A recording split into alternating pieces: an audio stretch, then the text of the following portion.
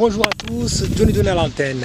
Encore une fois, on se retrouve sur une nouvelle vidéo. Cette fois-ci, c'est vous parler d'un business absolument rentable. Rentable pourquoi? À coup sûr, un business sûr et rentable. Ici, oui, ici à Mayotte, ici en Afrique, ici à Mayotte. Ce business, on ne va pas faire plus de suspense, il s'agit de l'immobilier. Pourquoi est-ce que l'immobilier est extrêmement rentable et extrêmement sûr? Nous arrivons ici à Mayotte où il y a tout à construire. Il est évalué qu'il nous fallait 40 000 logements pour répondre justement à la demande locative. Et ça, nous sommes loin de l'atteindre. Vous voyez, ici à la construction, nous sommes en petite terre, à construction de 240 logements. C'est l'OCIDIM qui s'en occupe de cette construction. 226 logements CIM, 24 logements pour la phase SOA, les forces armées de la zone sud océan Indien, c'est-à-dire des logements pour l'armée. Et ces logements, en fait, ils sont réservés aussi bien pour les particuliers, mais aussi pour les fonctionnaires. Mais il faut savoir que l'OCIDIM, il me semble que c'est une filiale de Vinci. Elle aura pour but, dans un premier temps, de rentabiliser son investissement. Donc forcément, elle ne vient pas là seulement pour faire du bénévolat, pour faire du social. On dit des logements sociaux, mais non, ce ne sont pas des logements sociaux. Il faut avoir un certain revenu pour pouvoir accéder à il faudra avoir un certain revenu pour pouvoir accéder à ces logements. Aujourd'hui, Mayotte doit répondre à plusieurs défis. Doit aller au-delà de plusieurs défis, notamment le défi du logement, parce qu'il y a beaucoup de personnes qui vivent dans des logements très précaires, avec des loyers des fois qui ne valent pas du tout le logement dans lequel ils sont. Donc il va falloir loger beaucoup de personnes. Il y a eu du décasage parce qu'il y avait beaucoup de bidonvilles et l'État a lancé, le préfet a lancé une campagne de décasage dans les zones les plus sensibles, telles que Kawini. On a vu à l'abattoir à la Vigie, ils ont aussi été à Kungu. Donc c'est une campagne qui va être menée et répétée, qui sera de plus en plus récurrente. Mais toutes ces personnes que vous délogez, forcément il va falloir les loger.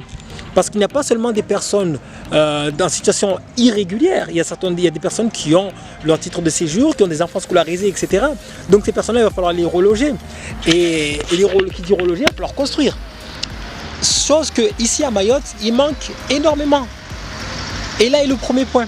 Il va falloir construire, encore construire. L'État ne peut pas répondre à cette demande qui est criante. Il va falloir répondre à tout ça. Et bien sûr, les particuliers doivent s'y mettre.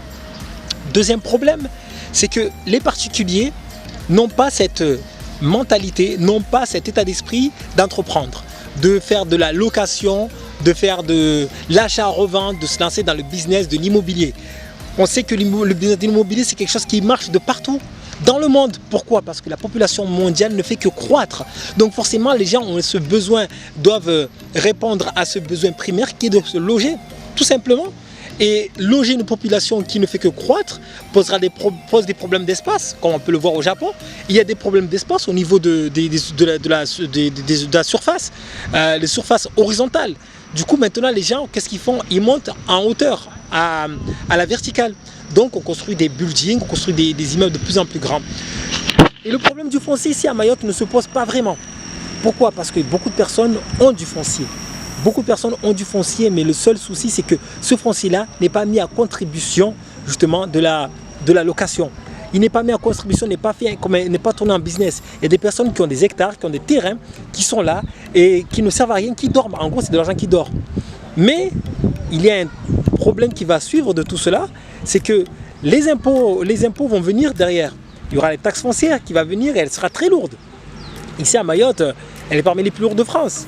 Je ne sais pas si la régulation a été faite au vu de la situation, parce qu'on peut dire à Mayotte, ici, on a les revenus qui sont parmi les plus bas.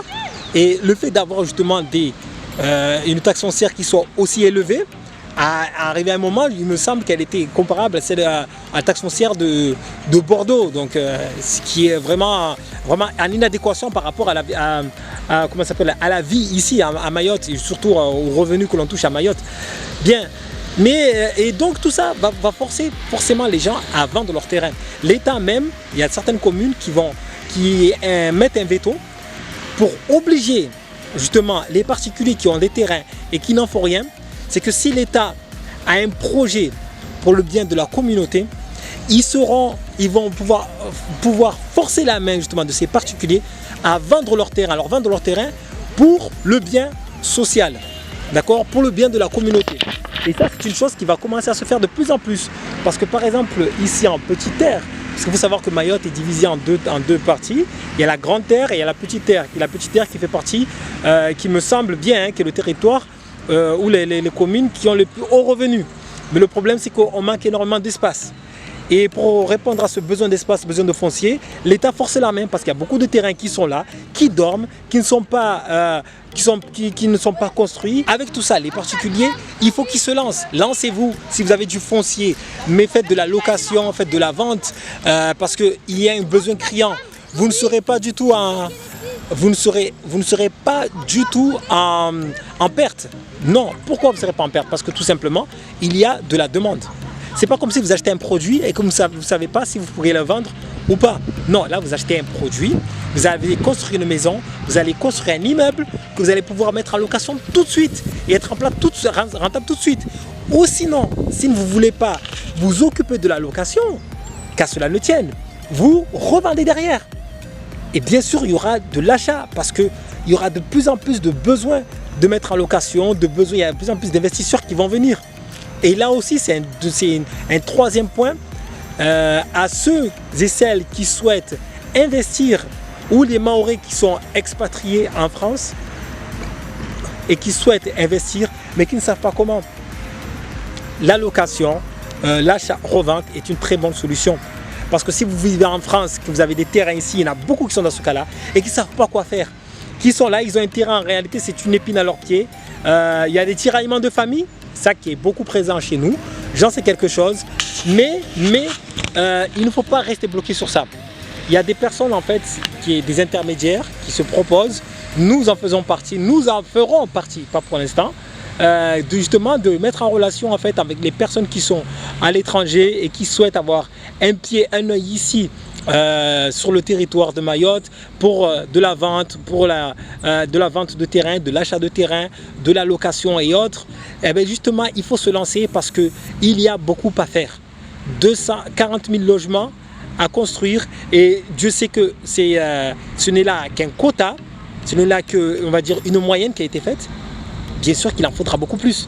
Et l'État a construit beaucoup, hein, parce que la CIM, si je ne me trompe pas, corrigez-moi, la CIM est une structure qui appartient à l'État et elle construit beaucoup de logements et de très beaux logements. Honnêtement, la CIM construit vraiment de très beaux logements, des immeubles principalement, en fait, d'après ce que j'ai vu.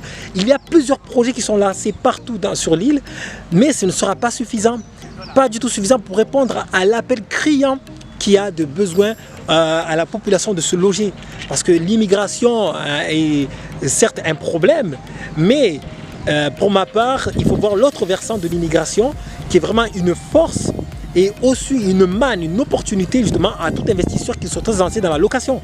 L'immobilier est un secteur prometteur, est un secteur qui va exploser dans les prochaines années. C'est pour ça, ça fait partie vraiment des vecteurs, ça va faire partie justement des axes sur lesquels il va falloir se placer justement pour faire fortune, tout simplement. En quelques années, en 3-4 ans, il est possible de faire fortune ici à Mayotte. Je vous ai dit sur une première vidéo que c'était mon objectif. Mais mon objectif est au-delà de faire fortune, mais surtout de contribuer justement à l'embellissement de Mayotte, à l'épanouissement, au développement de Mayotte. C'est ça. Donc, et ça, je ne peux pas le faire tout seul. Non, il faut que ce soit un projet d'ensemble. Donc c'est pour ça qu'il va falloir vraiment se lancer fortement sur le projet. Lancez-vous dans l'immobilier. Il y a de quoi faire. Vous pouvez voir que ici à Mayotte, c'est un territoire, c'est une perle, c'est un diamant brut et qui ne demande qu'à être poli par des experts, par des orfèvres. Mais le problème, c'est qu'on manque en fait justement de personnes ambitieuses qui osent faire les choses, qui osent se lancer. Donc, s'il vous plaît les gars, ensemble, lançons-nous. Aussi bien, il y a beaucoup d'entrepreneuses. Il faut savoir qu'il y a 52% de femmes qui sont entrepreneuses. Donc, il y a plus de femmes qui se lancent que d'hommes.